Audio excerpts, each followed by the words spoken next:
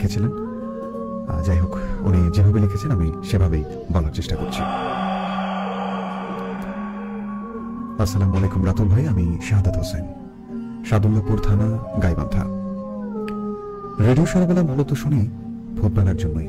আপনার ইমেলগুলো আমার বিশেষ প্রিয়, যদিও ব্যস্ততার কারণেই লাইভ শুনতে পারি না, কিন্তু ফেসবুক পেজ থেকে ফ্রি সময়ে সব এপিসোডগুলো শুনি।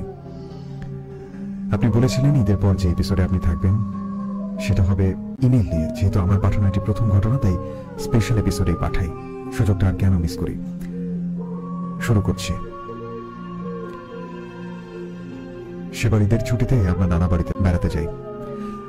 আমার নানাদের দুই ভাইয়ের মধ্যে আমার নানাই সবচেয়ে বড়। তাদের দু ভাইয়ের বাড়ি ছিল পাশাপাশি। বলে রাখা ভালো, আমার নানার দুই মেয়ে। বড় খালা বিদেশে থাকেন আর ছোট নানার 3 ছেলে। এ বাড়িতে খেলার সাথী না থাকায় আমি আমার ছোট ভাই সোহাগ আর নানার ছোট নাতিদের সাথে খেলাধুলা করি এবং বেশি সময় সেখানেই কাটাতাম। তো কোনো এক বিকেলে খেলার ছলে সবাই গ্রামের শেষ মাথায় একটা পরিত্যক্ত জমিতে যাই। সেখানে খেলতে খেলতে একসময় সন্ধ্যা হয়ে যায়। সে সময় আমাদের সাথে খেলতে আসা ফেরদৌস, অর্থাৎ ছোট নানার নাতি, বলে যে বাড়ি ফিরে যেতে। সন্ধ্যা হলে নাকি বাইরে থাকতে নেই, খারাপ অশরীরে কিছু নাকি এ সময় ঘুরে বেড়ায়। কিন্তু আমি আর সোহাগ কোনো পাত্তা দেই না তার কথায়। এসব কথা বিশ্বাসও করতাম না। তাই ওরা সবাই চলে গেলেও আমরা দুই ভাই রয়ে গেলাম। ওরা চলে যাওয়ার 10 মিনিট পরেই সোহাগ আমাকে বলল, ভাইয়া এভাবে চুপ করে না থেকে আমরা বরং লুকোচুরি খেলি। আমিও রাজি হলাম। এরপর একটা বড় গাছের সামনে দাঁড়িয়ে 1 থেকে 10 গুনতে লাগলাম আর ওকে লুকাতে বললাম। আমার গোনা শেষ করে আমি ওকে খুঁজতে শুরু করি। 1 মিনিট, 2 মিনিট, 5 মিনিট, এভাবে দীর্ঘ সময় পরও ওকে খুঁজতে খুঁজতে আমি আশেপাশের কোনো জমি বাকি রাখিনি, কিন্তু ওর কোনো খোঁজ পাচ্ছিলাম না। এদিকে সন্ধ্যা পেরিয়ে রাত হচ্ছিল। আমি তখন ভাবলাম ও হয়তোবা মজা করার জন্য আমাকে রেখে বাড়িতে ফিরে গেছে। তাই আমিও বাড়ির দিকে পা বাড়ালাম। বলা বাহুল্য, সেই পরিত্যক্ত জমিটার একদম শেষ মাথায় একটা পুরনো কবরস্থান ছিল। সেদিক দিয়ে আমার নানা বাড়ি যাওয়ার রাস্তা। তো কবরস্থানের পাশ দিয়ে যাওয়ার সময় হঠাৎ করে আমি একটি কান্নার আওয়াজ শুনতে পেলাম। কিছুটা ভয় পেয়ে গেলেও কৌতূহল দমন করতে কবরস্থানের দিকে দ্রুত পায়ে ছুটতে থাকে। ভাবলাম আমার ভাই যদি থাকে ওখানে। কিছুক্ষণ পর আমি যখন ওখানে যাই, চারপাশে তাকিয়ে দেখি ওখানে কেউ নেই। এরপর কিছুক্ষণ এদিকে ওদিকে তাকিয়ে ফিরে আসতে যাব, হুট করে আবার কান্নার আওয়াজ শুনতে পেলাম। এবার যেন মনে হচ্ছিল আরো কাছ থেকে কেউ ভয়ানক ভাবে অদ্ভুত আওয়াজে কান্না করতে লাগলো। শব্দটা যেন আমার চারপাশেই ঘুরছে। বুঝতে পারলাম এমনি সন্ধ্যা পেরিয়ে রাত হয়ে গেছে, আশেপাশে কেউ না থাকা সত্ত্বেও একা এখানে চলে আসা আমার উচিত হয়নি। এমন অদ্ভুত কান্নার আওয়াজ আমি কখনো শুনিনি। এবার আমার আরো বেশ ভয় করতে লাগলো। তাই মনে মনে যা দোয়া পারতাম সেগুলো পড়তে শুরু করলাম আর দ্রুত পায়ে বাড়ির দিকে পা বাড়ালাম।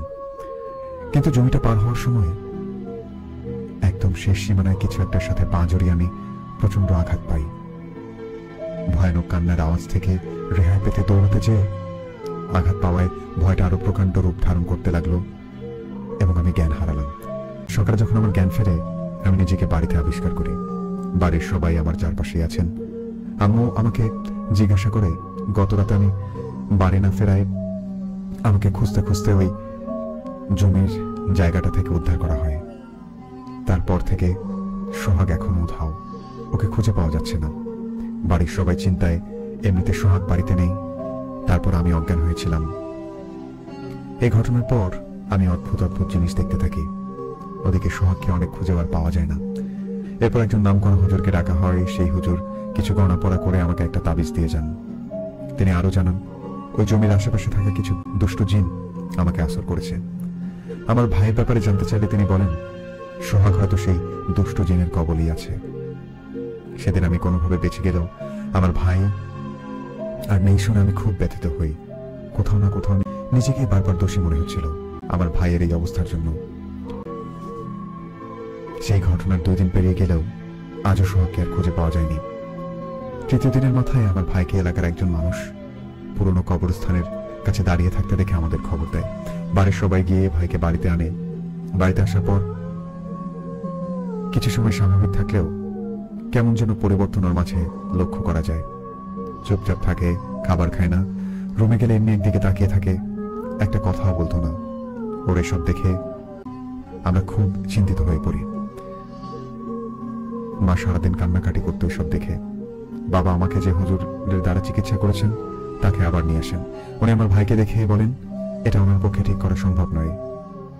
উনি একজন হুজুরের ঠিকানা দেন, বলেন উনি ছাড়া এই কাজটি কেউ সম্পন্ন করতে পারবে না। এরপর আমাদের বাড়ির অনেকে ওকে প্রশ্ন করেছিল, কোথায় ছিলি, কোথায় গিয়েছিলি, কিন্তু ওর পক্ষ থেকে কোনো উত্তরই আসে না। এই কয়দিন আমার ভাইয়ের শরীরের অবস্থা অনেক খারাপ হতে থাকে। রাতুল ভাই বিশ্বাস করেন, বাড়িতে আসার পর ও একটা কথা বলেনি। ওর অবস্থা খারাপ দেখে সে বড় হুজুরকে ডাকা হয় দ্রুত। উনি এসে কিছু তদবির করে পুরো 7 দিনের মাথায় আমার ভাই কথা বলেন এবং উনি কিছু বিধিনিষেধ করে যান। সেসব মানার কথা বলেন, আর যদি না মানা হয় আমার ভাই আবারও হারিয়ে যাবে বলে ওই হুজুর বলে যান। এখনো মাঝে মধ্যে আমার ছোট ভাই একটানা চুপ করে থাকে, হুট করে কোথায় যেন হারিয়ে যায়। অনেক খুঁজেও তাকে খুঁজে পাওয়া যায় না। আবার কিছু সময় পর একা একাই ফিরে আসে। রাতুল ভাই, এই ছিল ঘটনা। আমার ভাই ওই কদিন কোথায় ছিল সেই ঘটনা আমি আরেকদিন লিখে পাঠাবো। ভূতবেলা দীর্ঘজীবী হোক এই কামনায় আজকের মতো শেষ করছি। শাহাদাত হোসেন এই ঘটনাটি আমাদেরকে লিখে পাঠিয়েছেন। আপনারা যারা শুনেছেন তারা ঝটপট লিখে জানান যে ঘটনাটি আপনাদের কাছে কেমন লেগেছে।